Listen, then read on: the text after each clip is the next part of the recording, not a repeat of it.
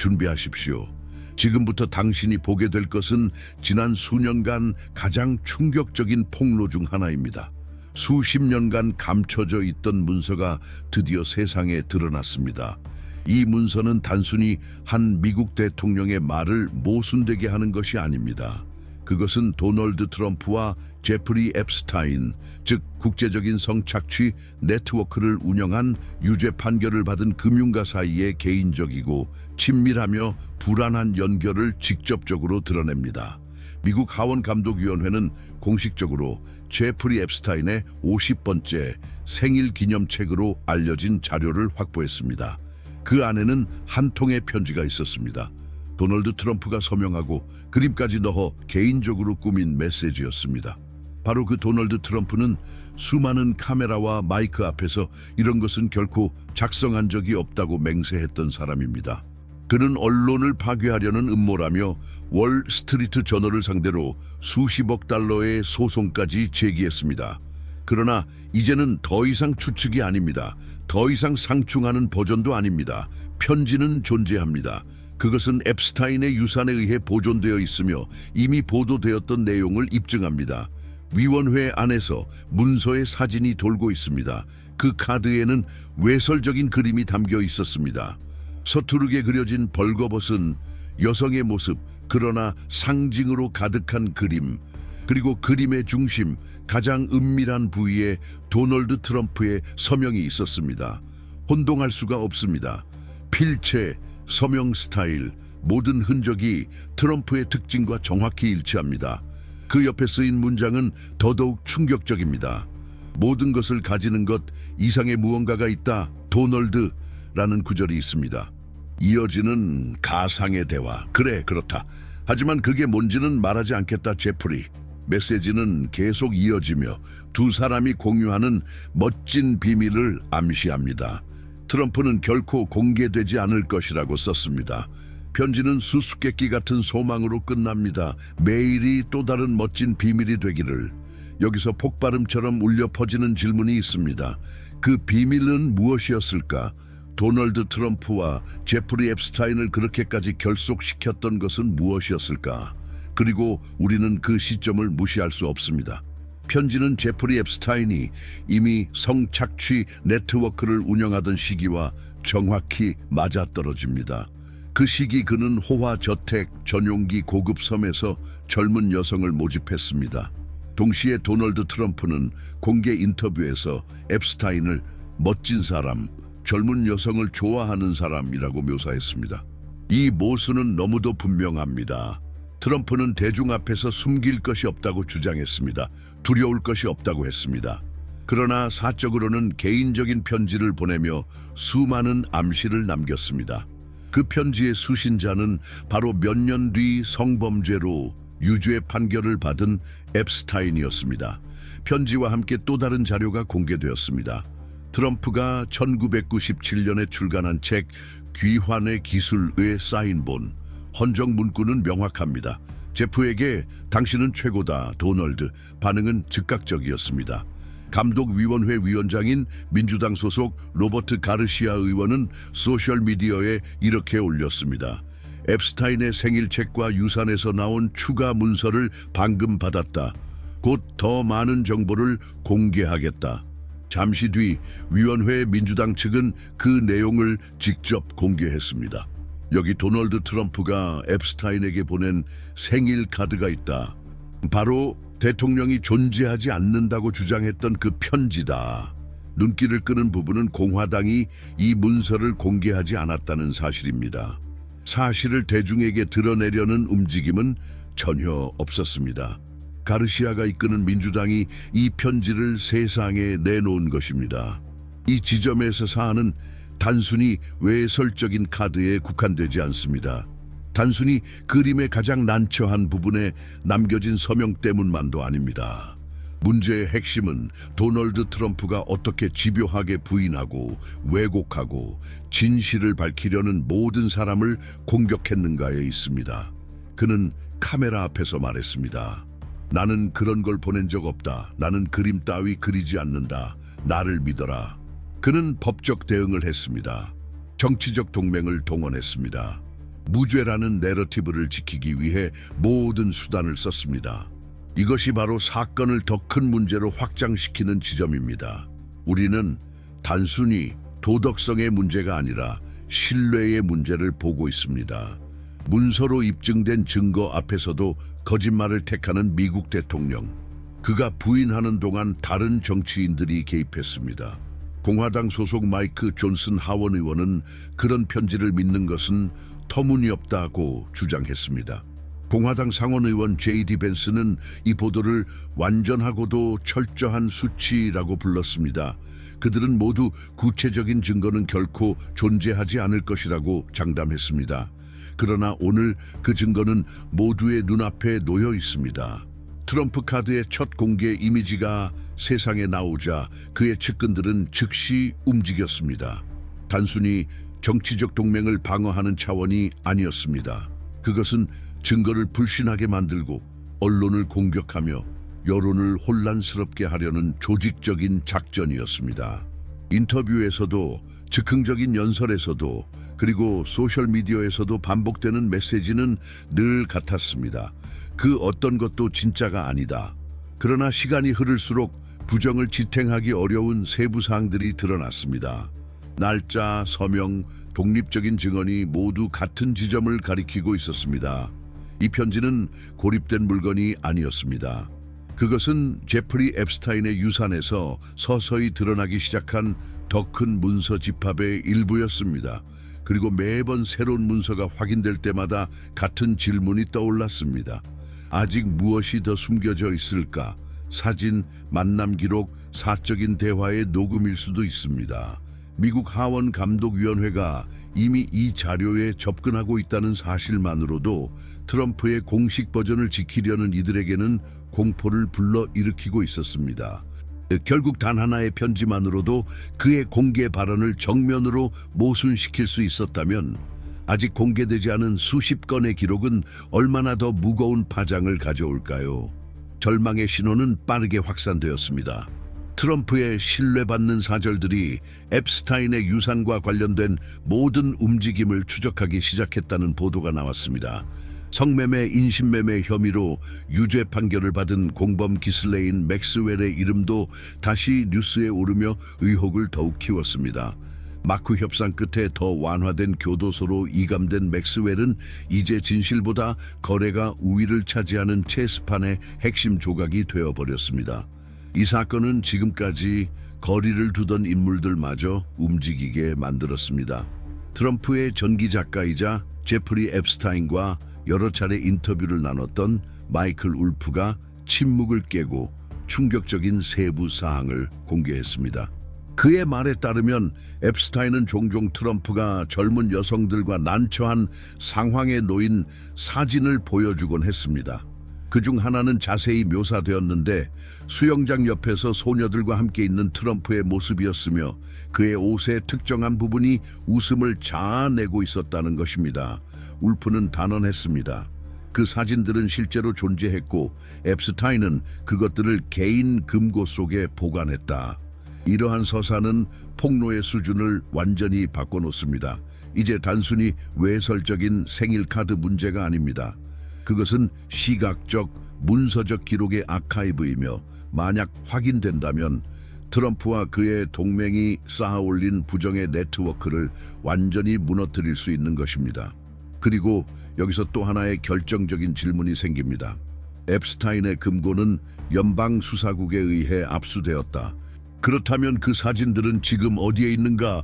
파기되었는가? 비밀리에 보관되었는가? 아니면 최고위층의 정치적 협박 수단으로 사용되고 있는가?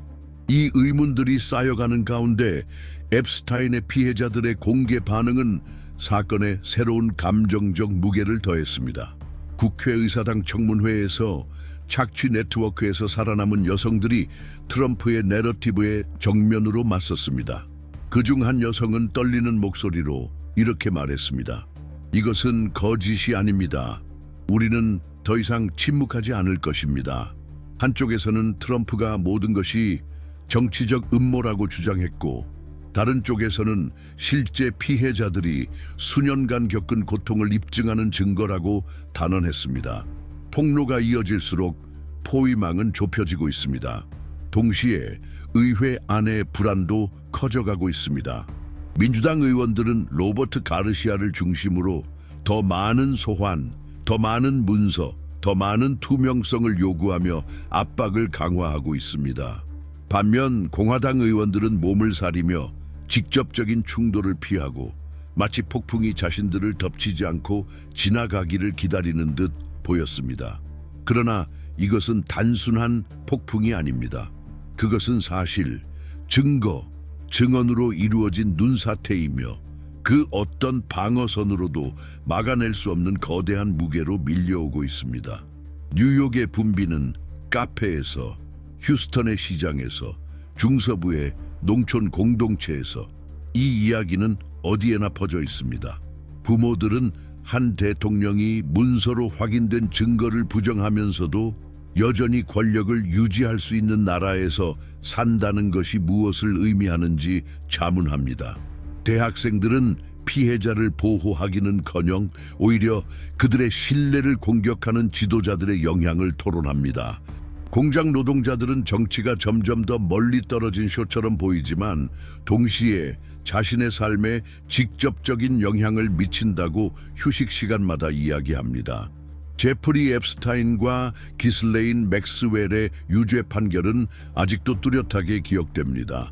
용기를 내어 목소리를 낸 피해자들은 저항의 상징이 되었습니다. 그러나 그 피해자들이 트럼프가 사건을 사기극이라 부르는 말을 들을 때 그 효과는 치명적입니다. 마치 고통이 다시 지워지는 것과 같습니다.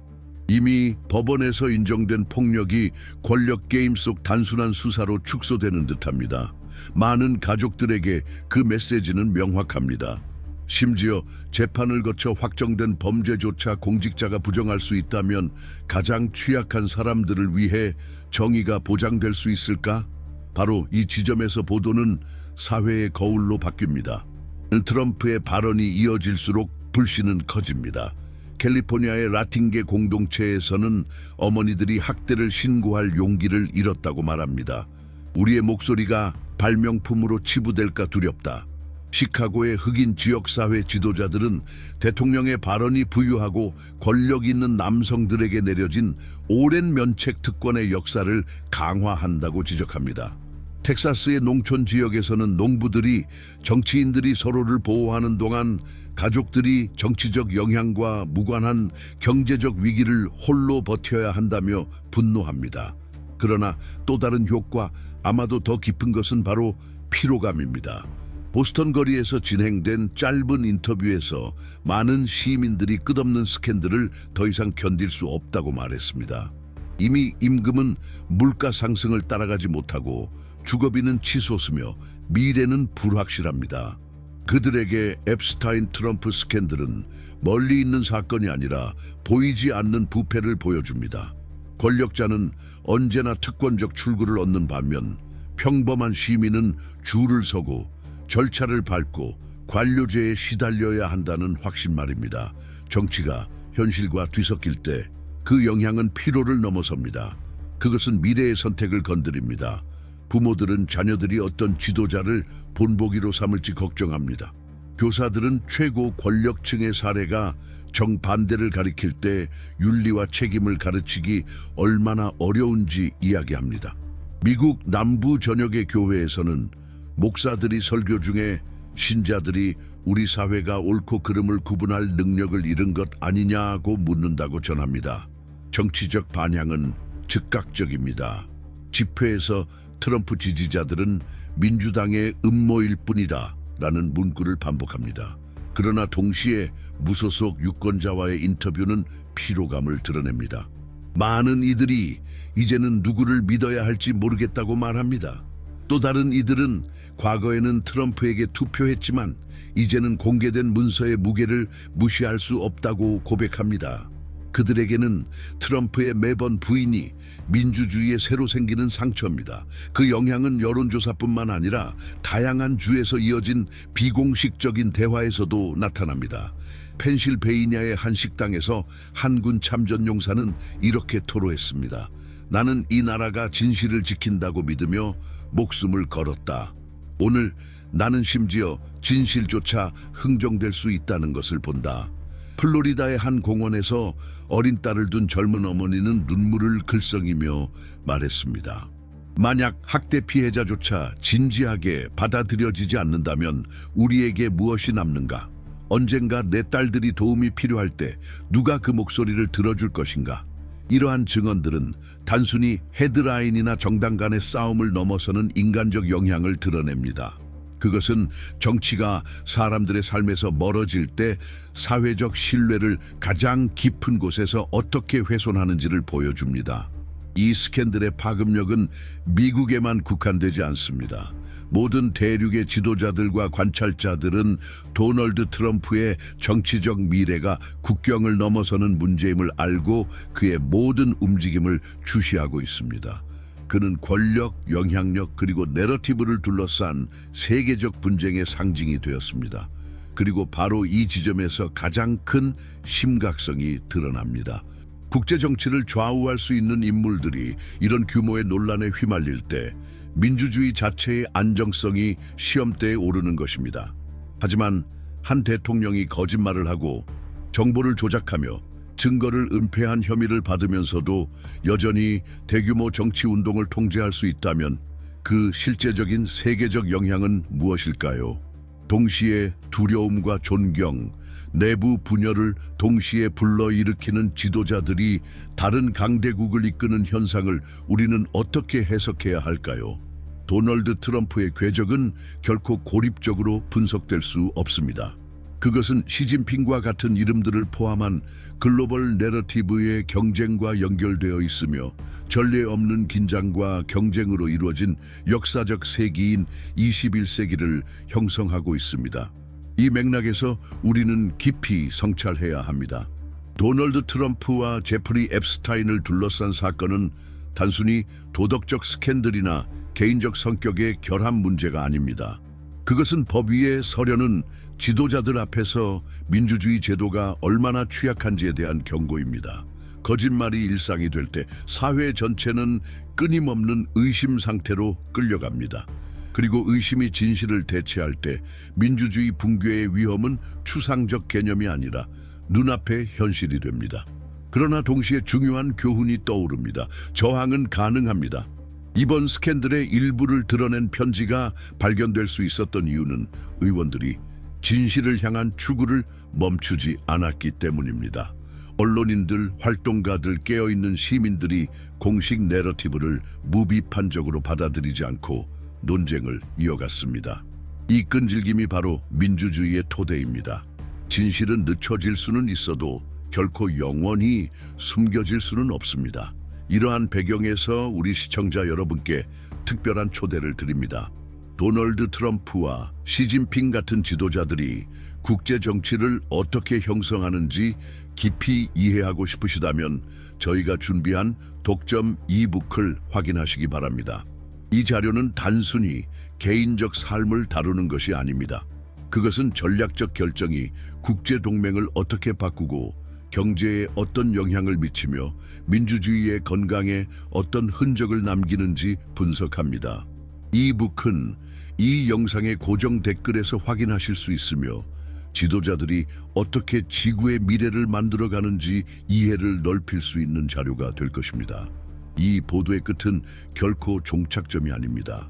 새로운 문서가 공개될 수도 있고 새로운 증인이 증언할 수도 있으며 또 다른 모순이 드러날 수도 있습니다. 그리고 언제나 그렇듯 저희는 여러분과 함께 이 끊임없이 전개되는 이야기를 조사하고 분석하고 공유할 것입니다. 따라서 여러분이 이 이야기의 모든 장을 함께 추적하는 것이 중요하다고 믿는다면 채널을 구독하고 영상을 좋아요로 응원하며 댓글로 의견을 나눠주시길 부탁드립니다. 여러분의 참여는 토론을 활발히 유지하고 무엇보다 진실에 헌신하는 독립 언론을 강화하는 데 필수적입니다. 이 치열하고도 꼭 필요한 여정을 함께해 주셔서 진심으로 감사드립니다. 우리는 계속해서 주에 깊게 경계심을 갖고 단호하게 나아갈 것입니다. 왜냐하면 역사는 여전히 쓰이고 있기 때문입니다. 다음 에피소드에서 뵙겠습니다.